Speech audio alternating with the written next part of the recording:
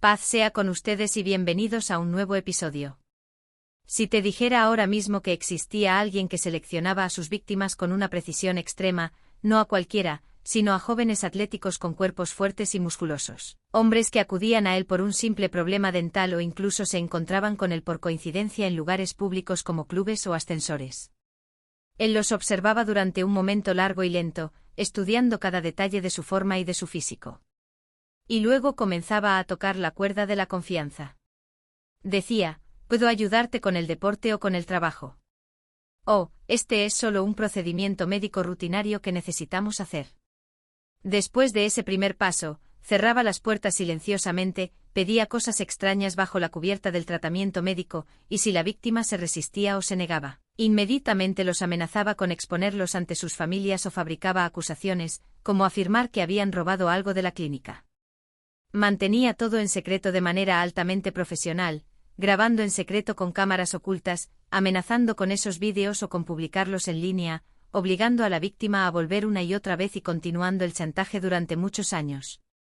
La víctima permanecía en silencio por un miedo intenso o por la duda interna, diciéndose: tal vez malinterpreté. Hasta que finalmente una persona valiente decidió hablar públicamente, abriendo la puerta a docenas de testimonios casi idénticos que revelaban un patrón criminal sistemático que duró décadas. Antes de comenzar nuestra historia, no olvides dar like y compartir el episodio para que llegue al mayor número de personas posible, y espérame cada sábado, lunes y miércoles con un nuevo episodio. Y sin entrar en demasiados detalles, sumerjámonos en las profundidades de nuestra historia. Music. El ascenso. Nuestra historia comienza en 1982. Beisim Samir Nasfami era un joven muy ambicioso. Recién graduado de la Facultad de Odontología en Egipto. Siempre había soñado con entrar a la Facultad de Medicina y especializarse en cirugía porque ese era su sueño más grande. Pero sus notas no se lo permitieron. Así que se vio obligado a estudiar odontología. Debido a su ambición, algo que nunca pudo abandonar, decidió perseguir su sueño de una forma ligeramente diferente. Creía que la odontología no era menos importante que la medicina general. Al contrario, veía que ofrecía enormes oportunidades de innovación. Estudió y trabajó extremadamente duro en la universidad, se graduó con una calificación muy alta y luego se inscribió en el sistema de empleo público, común en ese tiempo. Fue asignado de inmediato a un hospital gubernamental en el Alto Egipto. Viajó y se estableció allí. Pero desde su primer día, Beisim chocó con la realidad de los hospitales gubernamentales de ese tiempo. Veía que el trabajo estatal no le convenía, porque constantemente objetaba la forma en que se trataba a los pacientes y que sus colegas no usaban esterilización adecuada ni siquiera equipo básico de protección. Esa negligencia era muy común debido a los recursos limitados. Por sus repetidas objeciones y constantes discusiones, Beisim era enviado continuamente a investigaciones internas, hasta que un día enfermó gravemente y su condición empeoró, especialmente porque sufría de asma crónica. Tomó una larga licencia médica y viajó a El Cairo para recibir tratamiento. Tras recuperarse completamente, se negó a volver a trabajar al Alto Egipto. Así que Bassam dejó el trabajo gubernamental definitivamente. Fue un paso audaz y el verdadero comienzo de su búsqueda por su pasión en la odontología. Beisim empezó a trabajar como asistente en la clínica del dentista más famoso de Egipto. El dueño notó desde la primera semana que Beisim era extremadamente inteligente y aprendía increíblemente rápido, como un cohete, completamente diferente a los demás doctores en su manera de pensar y trabajar. El doctor le sugirió directamente que continuara sus estudios de posgrado en el extranjero. Beisim no dudó ni un momento. Viajó a Suiza. Allí aprendió muchas técnicas avanzadas en el campo de la odontología y se especializó profundamente en implantes dentales, un campo que en ese tiempo era completamente nuevo, especialmente en Oriente Medio. Regresó a Egipto en 1986 tras completar sus estudios. Comenzó a trabajar con un nivel muy alto de profesionalismo en su nueva especialidad. Ese mismo año, cuando regresó a la misma clínica donde había trabajado antes de viajar, entró un paciente muy importante con muchos problemas dentales complicados y la mayoría de sus dientes naturales ausentes. Era una figura pública muy conocida. Después de un examen detallado, Beisim explicó con calma que había dos posibles soluciones. La primera era colocar una dentadura tradicional, pero el paciente rechazó por completo esa opción. La segunda era implantar dientes nuevos. El paciente se asustó mucho porque en ese tiempo, muchos creían que los implantes podían causar cáncer o graves problemas de salud. Pero tras pensarlo y escuchar los detalles científicos y los riesgos muy bajos explicados por Beisim, aceptó intentarlo. Entró en quirófano y el procedimiento fue largo y complicado, duró varias horas. La gran sorpresa fue que la operación fue completamente exitosa.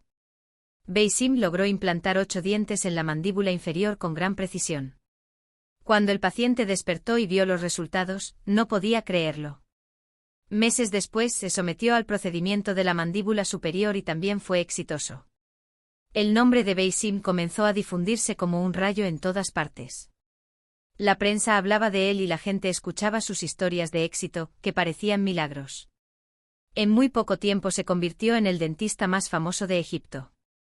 Su éxito no se detuvo. Continuó creciendo hasta que la gran compañía internacional Straumann, especializada en implantes dentales, lo contactó formalmente y lo nombró su representante para explicar y desarrollar ese campo en Líbano. Viajó a Líbano, entrenó a médicos en nuevas técnicas, avanzó enormemente el campo y regresó a Egipto con más experiencia. Se convirtió en el primer doctor de Egipto en ofrecer implantes de estructura completa bajo anestesia general. Se casó, tuvo un hijo y una hija y compró un lujoso departamento en un edificio elegante en Doki, reservando el piso 14 para su casa y el piso 2 para su clínica. Abrió su propio laboratorio en el mismo edificio, formó un gran equipo de jóvenes dentistas y abrió varias sucursales. Logró premios internacionales, incluido el Platinum Award de la Academia Straumann, y se convirtió en el dentista de las celebridades. Entre 2012 y 2020 sus anuncios estaban en todas partes. Apareció en programas famosos, hizo vídeos educativos en YouTube, y todos confiaban en él como el mejor dentista de Egipto. Pero detrás de las cámaras, lejos de la fama, desde los años 90, Beisim había estado planeando y ejecutando crímenes sistemáticos de manera muy inteligente y altamente profesional. La base de su plan era aprovechar su posición médica y la confianza automática en un doctor famoso. Elegía víctimas con extrema precisión, jóvenes atléticos cuya apariencia le atraía. Ya fuera en la clínica, en lugares públicos o en el ascensor de su edificio, su método era siempre el mismo. Una mirada larga y lenta estudiando su cuerpo, evaluando si era adecuado para su plan. Luego iniciaba una conversación normal para generar confianza, hacía preguntas personales, mostraba interés excesivo. Dentro de la clínica, desviaba gradualmente la conversación hacia insinuaciones extrañas, halagaba el cuerpo, pedía una inyección anestésica muscular necesaria, o solicitaba exponer un poco la parte inferior del cuerpo, intentando tocar o acercarse de manera no médica. Si la víctima reaccionaba, Beisim subía la voz. «¿Estás loco? Lo entendiste mal. Esto es solo un examen médico». Así hacía dudar al joven de sí mismo. Si la víctima contaba algo a su familia, Beisim inmediatamente los llamaba y fabricaba acusaciones. Que el joven robó un reloj caro, o los amenazaba con decirles que él rechazó sus avances. O incluso con destruir su vida mediante un caso legal. Tenía un sistema defensivo completo, presión psicológica y legal para asegurar el silencio. Lo más peligroso era la grabación secreta. Beisim grababa en habitaciones internas sin cámaras visibles usando cámaras ocultas o un teléfono. Guardaba los vídeos en memorias seguras o laptops protegidas. Amenazaba con publicarlos si la víctima hablaba. Así obligaba a los jóvenes a regresar durante años. Todo duró décadas sin descubrirse debido al estigma hacia hombres víctimas de acoso. La primera grieta, 2020. En junio de 2020 el actor Abbas Abul Hassan publicó en Facebook que Beisim intentó acosarlo hace casi 30 años en un vestuario. Contó también que en 2020 en un ascensor, Beisim se acercó y le susurró palabras inapropiadas. Abbas lo abofeteó y lo retó públicamente a demandarlo si era mentira. La publicación explotó, 130 mensajes privados de jóvenes describiendo experiencias casi idénticas. Entre ellos el famoso cantante y youtuber Tamim Jones relató cómo en 2013 sufrió un intento de acoso durante un tratamiento dental. Reaccionó, pero Beisim lo hizo dudar de su percepción. Al ver la publicación de Abbas, decidió hablar públicamente. Otros testimonios incluían un mensajero al que Beisim acusó falsamente de robar un reloj. Un joven doctor acosado en el vestuario de la clínica. Un paciente chantajeado durante 3 años con un vídeo explícito grabado en secreto. La caída. Beisim respondió en un post en 2020, diciendo que era víctima de una campaña de difamación. Pero el 1 de septiembre de 2020, Abbas, Tamim y otros 3 presentaron una denuncia oficial. La fiscalía abrió una investigación inmediata, revisó la clínica, confiscó laptops y teléfonos, y encontró una memoria oculta con decenas de vídeos grabados secretamente. Al ver las pruebas, Beisim colapsó psicológicamente. Confesó tener un trastorno psicológico, pero admitió estar plenamente consciente de sus acciones. La investigación reveló que sus crímenes comenzaron en los años 90 y que las víctimas superaban las 150. Su familia ofreció 10 millones de libras egipcias para cerrar el caso. Nadie aceptó. El 25 de enero de 2021 fue arrestado y llevado al Tribunal Penal de Giza. El 15 de julio de 2021 recibió sentencia. 3 años por el primer cargo. 3 años por el segundo. 3 años por el tercero.